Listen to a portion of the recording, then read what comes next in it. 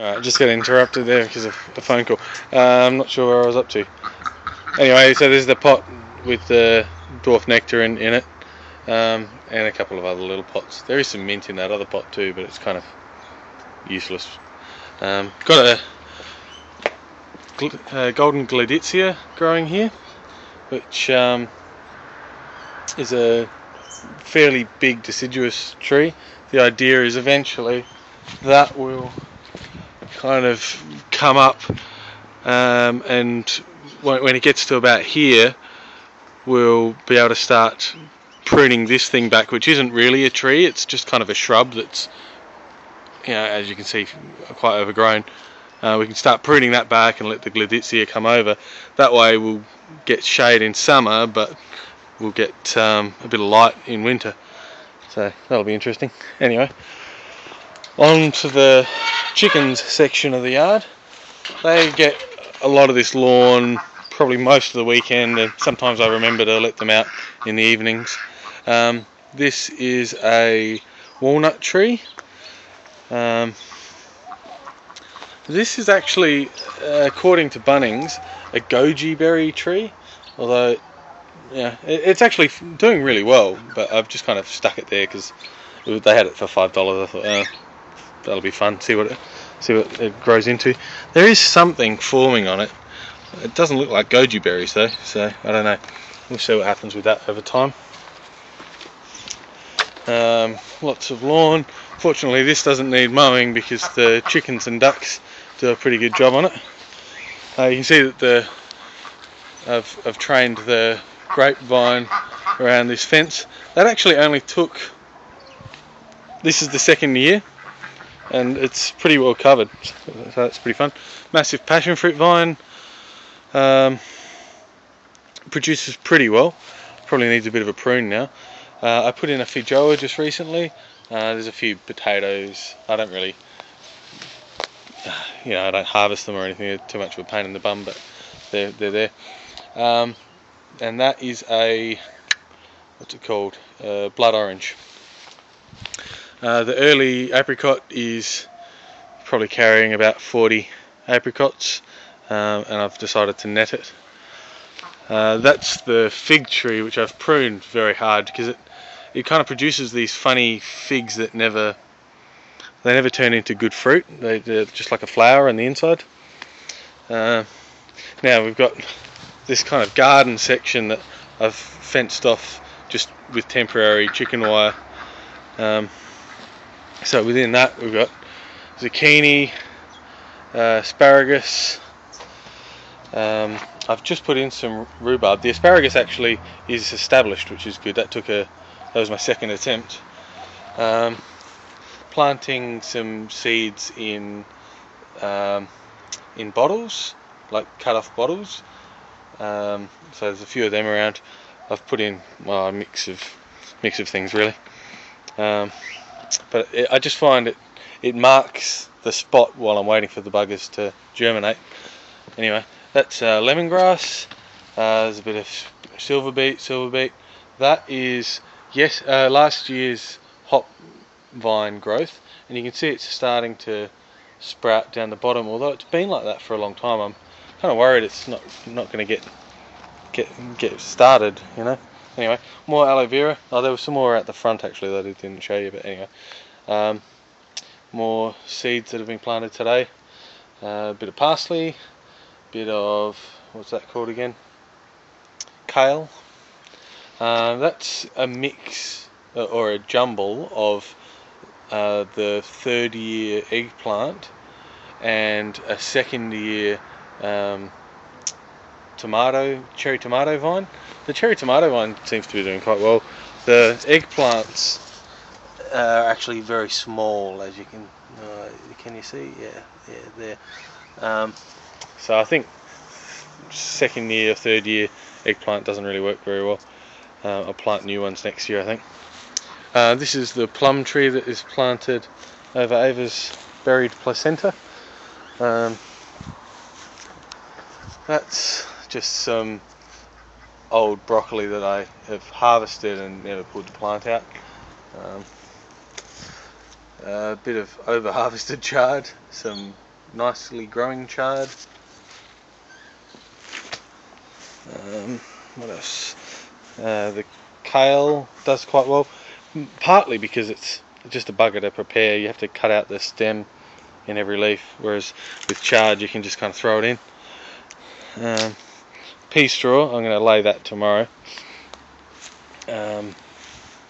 That's a cauliflower, and this I think was meant to be Brussels sprouts or something. I don't know, or some kind of cabbage, but it hasn't really formed a very tight head, so I don't know what I'll do with that. It may end up just being chicken food, although with big leaves like that, they do love that kind of stuff. That seems to be the same kind of problem.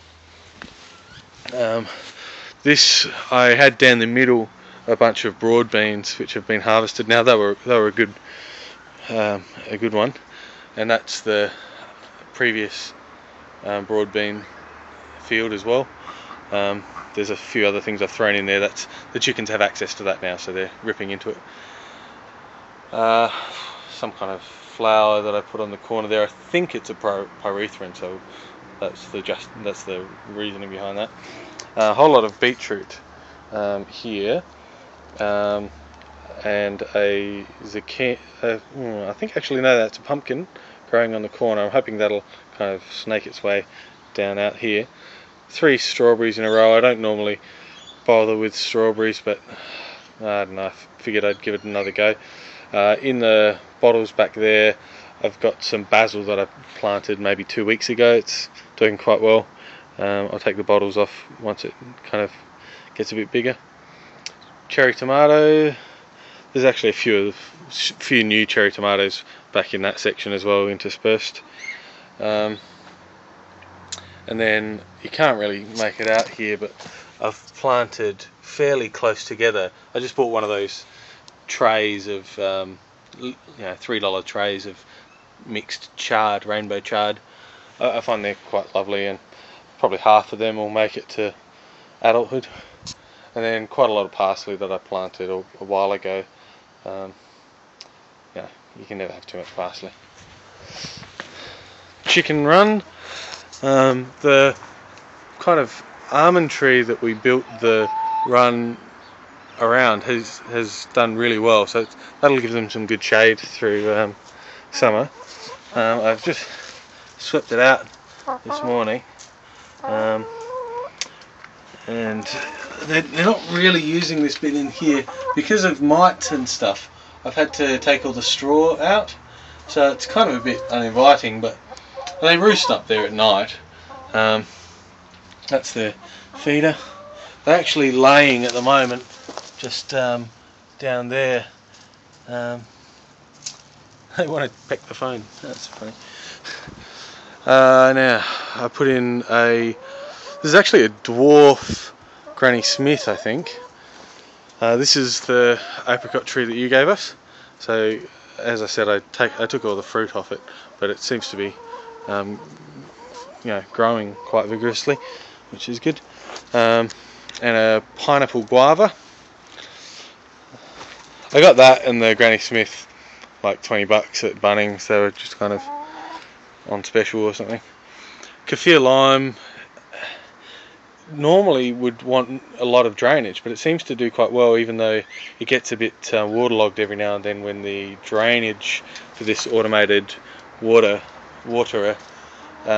stuffs up. So it's got like the pump jets water out there, and there's quite a big hose that comes out for the top and drains back into the pond.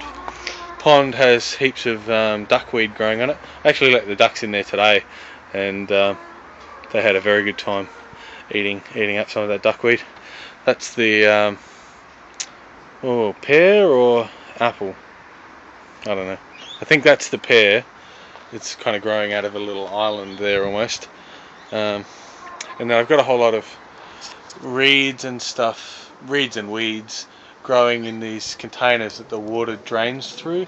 They take up some of the nitrogen out of the pond, and then it drains through this scoria and then back in there. It's quite healthy now. I'm thinking about introducing some more fish into it and seeing how they go. Anyway, and then this is a golden delicious apple, I think, and it's actually forming quite a few little apples. It's third year, I think, so I reckon I'll let them grow. And then the ducks typically lay down there, and I've put a bit of a shade over the top. They don't actually go in the kennel much, but I cleaned that out today. I don't know, I'll leave it there. I think they like going near it because it gives them their own space away from the chickens. But I saw one of the ducks sitting on the eggs for quite a while today, so I thought if I put the shelter over the top, if she decides she wants to incubate them, I reckon I might let her. Anyway, I think that's about it. There's the aviary birds here. We're ready to get rid of them, but we haven't really got around to it yet. We don't really spend much time out here, so it's kind of not much. Well, we do, but when I'm out here, I'm gardening and playing with the ducks and chickens. Anyway, that's it. See ya.